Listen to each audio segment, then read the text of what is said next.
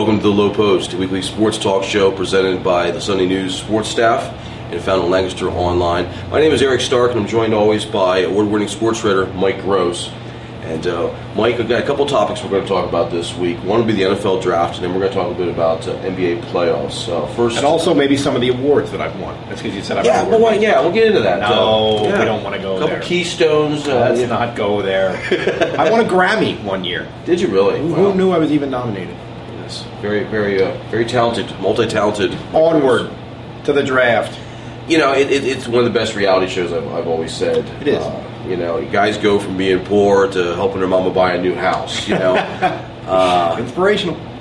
First of all, let's ask your thoughts, and you can throw it back to me. But what were your thoughts of watching the draft a little bit? Well, I think it was a draft that, as a lot of the gurus said, it was a deep draft, but maybe not a spectacularly great one. And as we were just talking about a couple minutes ago, I think Matt Ryan was really the key to it. Matt Ryan, the quarterback from Boston College, who went in the third pick to the Atlanta Falcons, and there may have been a sort of almost a marketing element to that, because with Michael Vick out of the picture, we need to have a new face of the franchise, etc. But if you really believe that Matt Ryan was special, was separate from all the other quarterbacks, then which obviously Atlanta did. If you didn't believe that, then you were going to then maybe they'd take Glenn Dorsey, and a lot of things would have played out differently, I think. Interesting, and I think for a lot of teams, there's more in mind here. There's a bigger picture here in terms of trades, in terms of what they might, signings, and what they might want to do down the road. And that in particular, I think, applies to the hometown Philadelphia Eagles. So what do you think of what they did? Well, you know, a team that finished 8-8 and finished last in their division, the three teams above them all made the playoffs last year. It's a little strange as you trade out the first round for a second year in a row. And I think the top lineman they wanted, the only one left was, you know, Otall from Pittsburgh, right, Pittsburgh lineman. And I think, offensive lineman. Well, I think they're thinking, we could take him. I think they were going to draft him until Carolina called. When the top linemen were off, they tried to get Albert Brennan from Virginia, who went to Kansas City, who traded up. Kansas City had a great draft. Got Glenn Dorsey, who I thought Atlanta should have taken, and then get Albert as well. I think the top linemen were basically gone, and they get a call from Carolina to get a second round, a fourth round, and a number one pick for next year, 2009.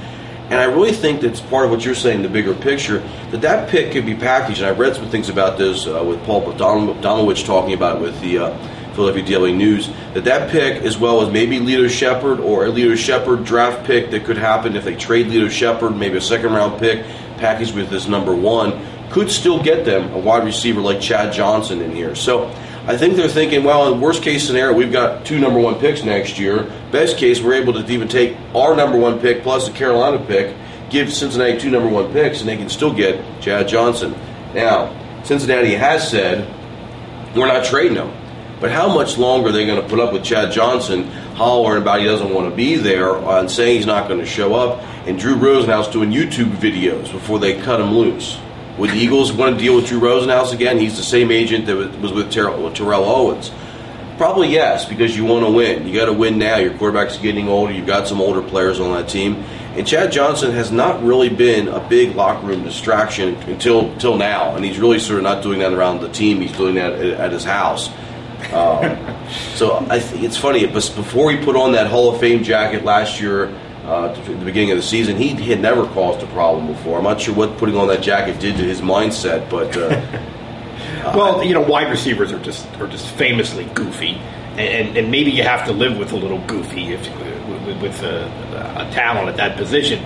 But I don't think he's going to be the kind of problem that T.O. was. I don't think he's going to become an issue with the quarterback. I think he's a little bit different animal than T.O. and I would not be and certainly you're not going to not get him because of Drew Rosenhaus. I mean right. If you can make that happen, you know, I think you probably do. Although what's funny about the draft, if you look at this, just the Eagles draft, just in terms of see it in isolation, I think the Eagles think they're better than they are.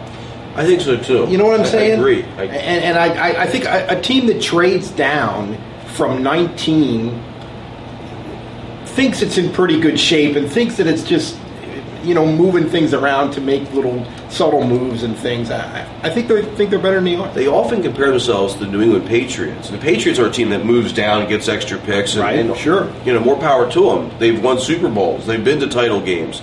The Eagles haven't lately. I mean, that's a couple years ago that they were in the NFC Championship 3 years in a row. So, was it 4 years in a row? Whatever. Those times are behind them. They're not the gold standard anymore in that division. That being said, I still, even though they traded back, they got a receiver that many people projected they were going to get in the first round. We talked about him a couple weeks ago, Deshaun Jackson from Cal, who is a quick guy. Think a little bit Steve Smith of Carolina Panthers. Yeah. I'm not saying he's going to be that good, but he's that type. And also, he's a kick returner. Yeah. And they really need a kick returner, so he is definitely going to be on the field next year if he's healthy.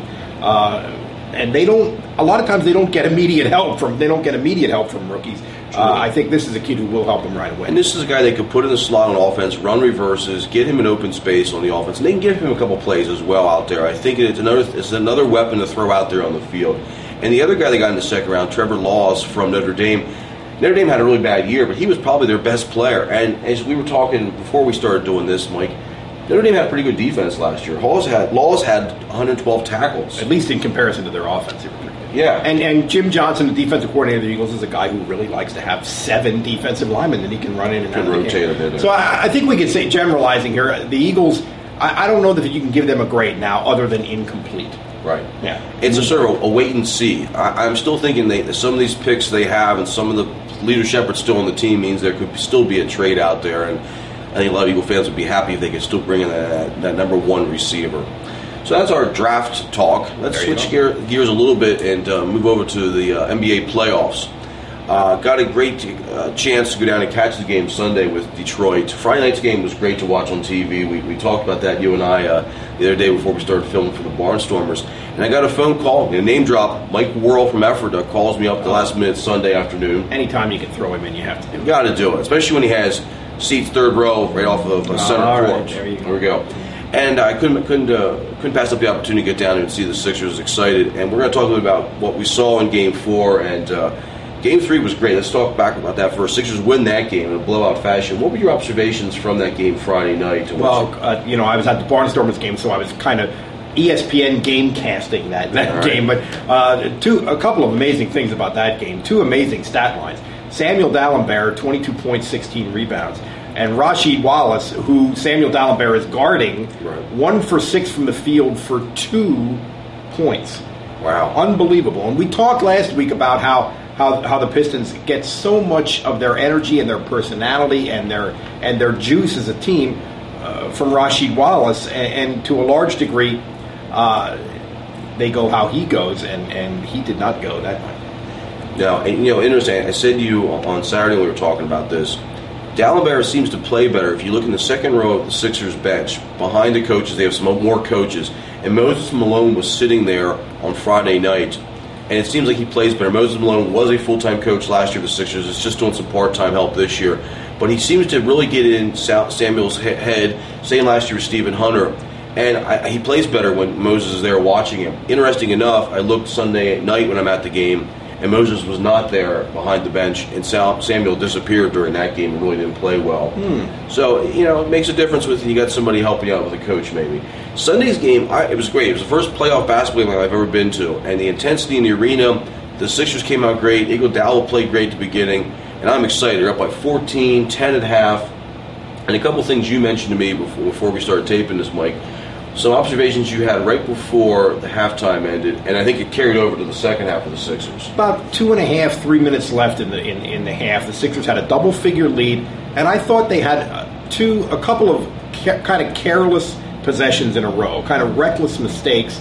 One play where Iguodala kind of made a jump shot tougher than it was, and then they had a really unforced turnover. And I thought from that point on, they kind of lost their concentration a little bit from there to halftime.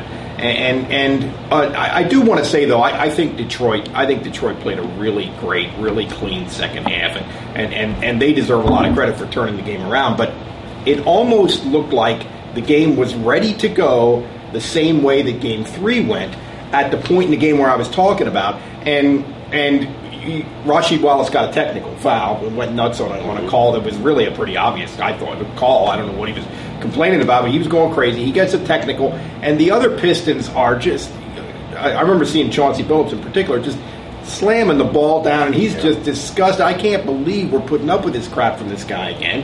And I think they were ready to go at that point. I think they were mentally and emotionally ready to go down for the count at that point. And the Sixers just lost their concentration and focus for a little bit, and that quickly it turned. Yeah, it sort of was like in boxing when you have the champion against the ropes, you're about to knock him out. It was sort of like Larry Holmes, the young Larry Holmes going against the older Ali, and for whatever reason, Ali was able to fight back. Detroit, the Sixers had him. They had him against the ropes and let him off the hook. And some careless turnovers right before the half. And Detroit came out more aggressive to start the third quarter. No question. Especially defensively. We're taking more, we're taking more chances reaching in, and got some turnovers. The Sixers would reach in, and calls that they were allowed to get away with in the first half. The whistles were blowing. Detroit got to the foul line pretty quick in the second half and converted to foul shots as well. Rasheed hit 2 big threes. Chauncey Billups hit one. Before you know it, the 10-point lead went. The Sixers were ahead. They're down by 4. It was a heck of a swing. Very, very quickly. It did turn. Now, the Pistons believe that this is all about them.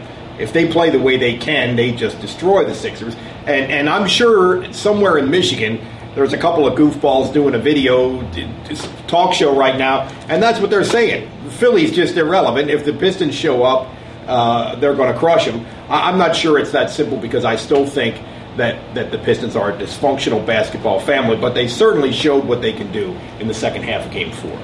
First of all, you call me a goofball? I think I am, sir. I'm going to stand by that. I'm going to stand by that. We're not going to be. I don't think we're going to be rolling around here and scrapping it out or anything. No. We're fine. Are the Sixers fine? Can they win this series? I still think they can. I don't think they can, and I'm a big Sixers fan. I think that in Game 3, when the Sixers blew them out, I think Detroit thought after they blew the Sixers out in Game 2 that we got these guys now, and they were caught off guard. I think what we saw in the second half with Detroit on Sunday is what we're going to continue to see as they wrap this up now.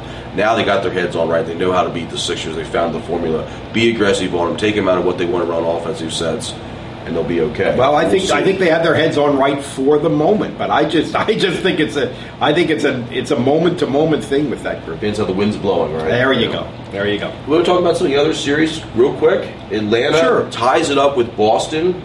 Blows my mind. What do you think about that? Yeah, I'm stunned. I just don't think that they're a very good team, Atlanta. And although Joe Johnson is a terrific young player who's really coming, and Detroit or Boston was the best defensive team in the league this year. They seem suddenly vulnerable to me, and I'll tell you who looks like they're sneaking up in the East is Cleveland. I really think Cleveland has a shot. Well, Washington in that series constantly was just making all the wrong moves. I mean, you don't want to get LeBron James mad at you, and that's what they've done in that series. And yeah, Cleveland is playing really well right now. Sure. In the West, Utah and Houston are in a series that I didn't think they were going to be in. Utah had won both games in Houston. I thought that series was going to be wrapped up pretty quickly, and now they've got a very competitive series. And Phoenix and San Antonio, what are your thoughts there? Well, I think that's over. Although Phoenix played well the other night, I think that's just a matter of time. And people, I think people don't respect enough the San Antonio Spurs and their ability to rise to the occasion. I used to think that this idea that you could turn it on, you could turn it off and turn it on. I used to think that was you couldn't do that, but I think I was wrong about that. I've changed my thinking about that, and they are one of the reasons that I've changed my thinking about that. I think you can kind of coast through the regular season and then turn it on, and I think that's what they do. I think championship teams start to build a blueprint, and they know when to give players their time. The coaches know when to rest players for this time of year. And Greg Popovich does a great job of that with the Spurs. They're the best team in sports right now. In pro sports, I think. And that's why he's an award-winning writer right there. Those kind of comments. Lakers wrapped it up over Denver. That one's already done, but there is no D in Denver, as Charles Barkley was quoted as saying. Not even close. So I want to get all the teams in there. I wonder if George Karl's like as soon as that game ended, got his car and went to Vegas on a bender or something. Good God, I don't have to deal with these clowns anymore. I mean, talk about no D in Denver. You said it.